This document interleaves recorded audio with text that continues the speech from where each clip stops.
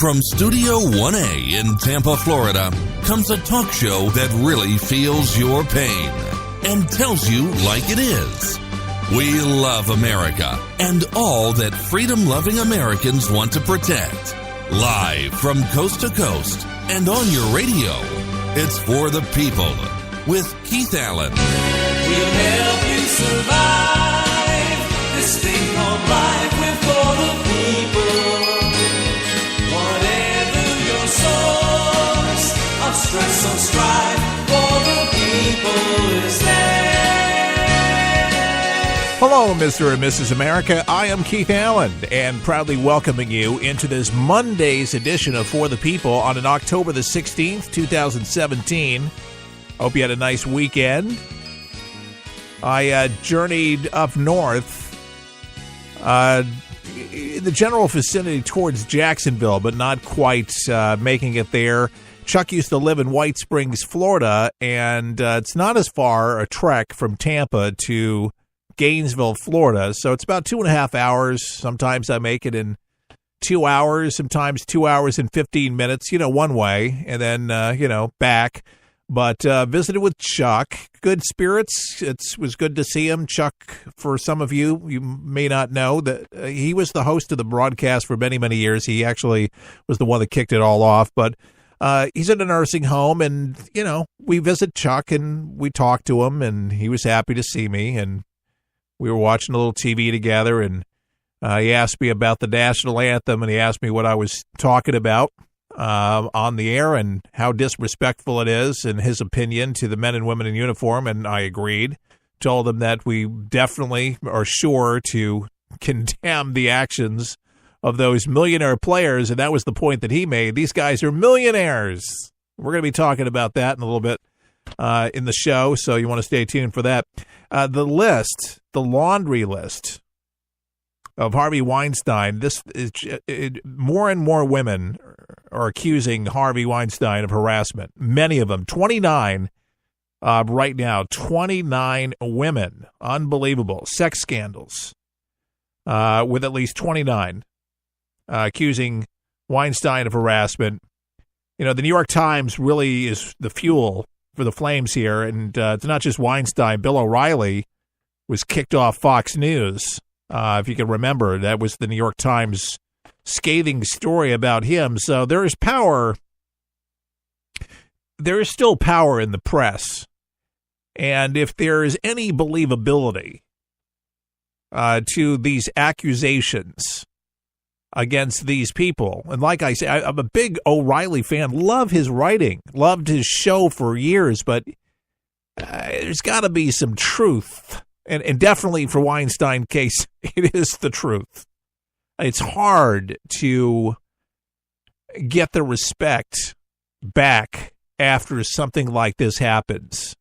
But what's happened here is that more and more women have come out of hiding because so many were so scared of this guy with his power and his ability to be able to, make or break careers, and these guys have that power. He had it for a long, long, long time, and clearly abused his power. Now, Jane Fonda, she's coming out now, and she's a trip. And how she's saying she's just, she was a coward. She knew this stuff was going on, and she's like 70-something years old, and I should have said something, but good thing these younger actresses, they spoke up. And now I think I will. This is the same Jane Fonda who sat there when our poor soldiers came back from the Vietnam War and protest those people. Baby killers. Remember that? Lovely. They were sent to do a job.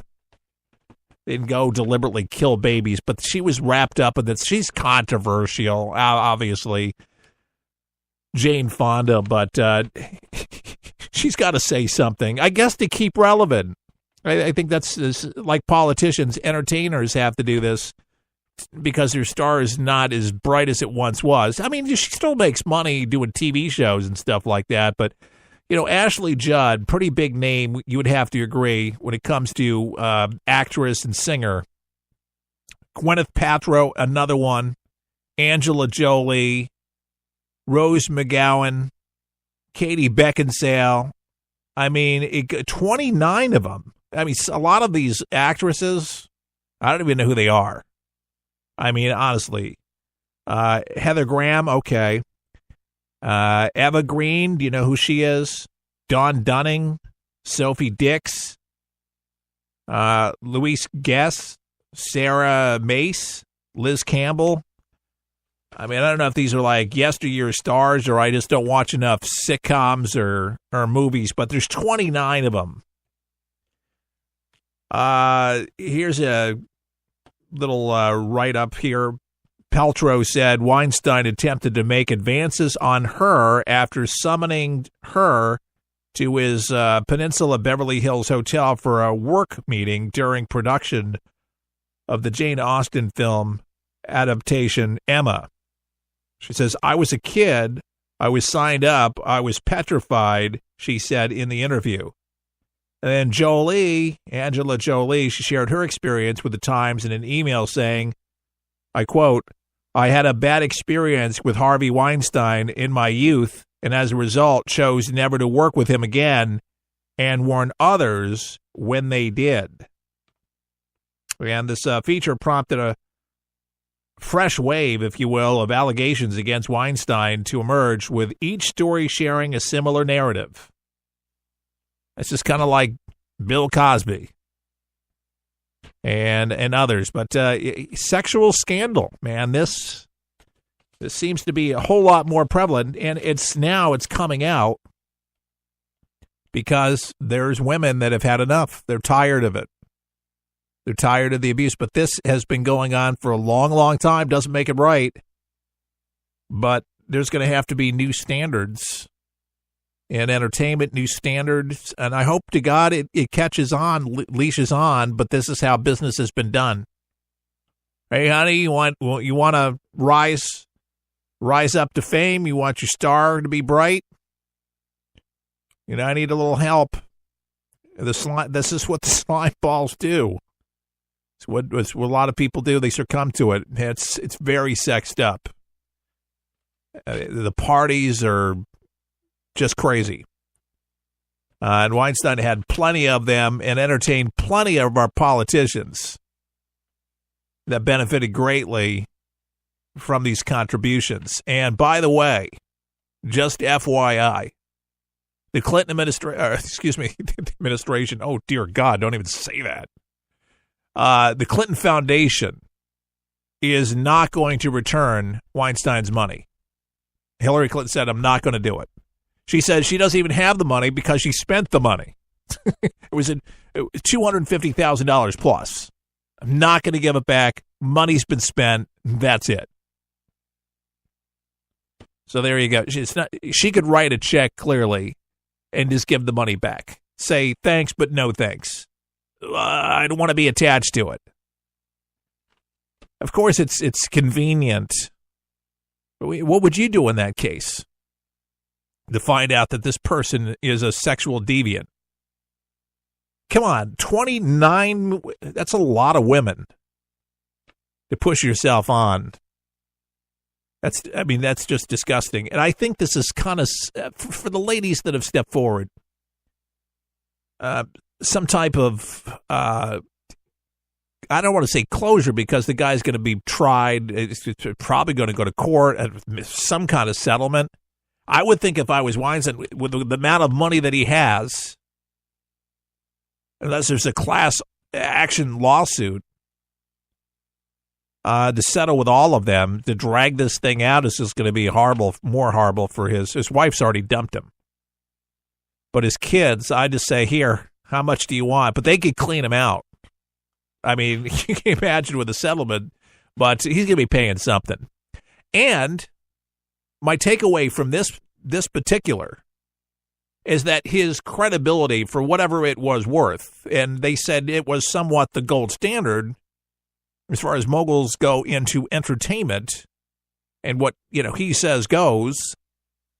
he doesn't have that weight any longer. And people are not going to look at him quite the same way, at least the women. At least the women. There's guys that don't go for this either. Man, you know who you are.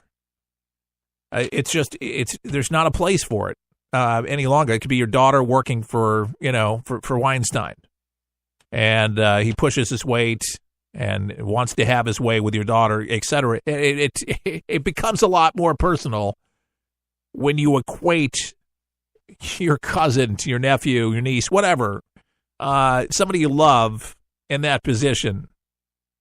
You wouldn't want to be there yourself. And it's about time that there's a shakeup like this in Hollywood. And I hope and I pray that there might be much more of a conversation in this direction from Hollywood and from the elite in Hollywood and from the entertainment moguls. But here's the thing, where it's going to stop. They are going to continue making movies, TV shows, where it's majorly sexed up. And believe me, I like sex just like the next guy. There's plenty of guys that like it. Plenty of you ladies like it. But listen, my thing is, what happens in your bedroom is your business. I don't want to hear about it. I don't want to watch you. I don't want to see you. I like the films where it's like they go to bed, the lights go off. Okay, insinuation. Or you're going to do something. Great. There's more to be written in the story. I don't need your 50 Shades of Grey. Sorry, call me vanilla, but that's what I am. Skin color and all. I mean, seriously, folks. I mean, it's ridiculous. And here's the thing. Images have a profound impact on people's minds. The impressions that are made early and it's left there. It builds character. And I think it defiles women when you see these images, you see these things portrayed. And for children, very early on, you see these things. You wonder why. You wonder why there's people, men, young men, that treat women horribly as objects, because this is what they're presented to be. Not, it's almost like they're subhuman or something. You wonder why that is. You got to think twice, when you subject your young ones to movies and things like this, when they think, you said, well, they're going to watch it anyways. Oh, that's great. We'll just go along with everything. That's fine. No problem. I might just do it with them because they're doing it. Who cares? Somebody should care. Somebody should care. Oh, I tune to the radio shows, the other shows, and I find myself in the car driving back from school. Today, there's no school in Hillsborough County. I don't know about you, but they have some kind of faculty day where the teachers get together or whatever. So I listen to this other Glenn Beck. I don't care. I'm going to call him out. I used to work in the same building as him. But he says, remember when we were Puritans? Remember when? I'm like, does he not even hear what he said? Remember when we were Puritans? I remember history as what it was talking about when Americans were in that stage of, yes, we were Puritans, we were pure, we dressed more modestly. Absolutely, that was America a long time ago. The 1950s were good times up until there, and then Elvis went to the Ed Sullivan Show, shook his hips, and then rock and roll era, and the 60s, etc., and things really did change. I'll tell you where there's some innocence still left, by the way. And you can go to China, believe it or not, and people dress pretty decently over there in China. And even many places in Japan, where it used to be, has the feeling of when there was decency left. Where women dressed like women and it didn't look like you were going out to some adult strip club. Things were definitely different. And there are people that try very, very hard to set examples for their daughters as to, you can dress nicely, you don't have to dress like a hooker. Unfortunately, that's what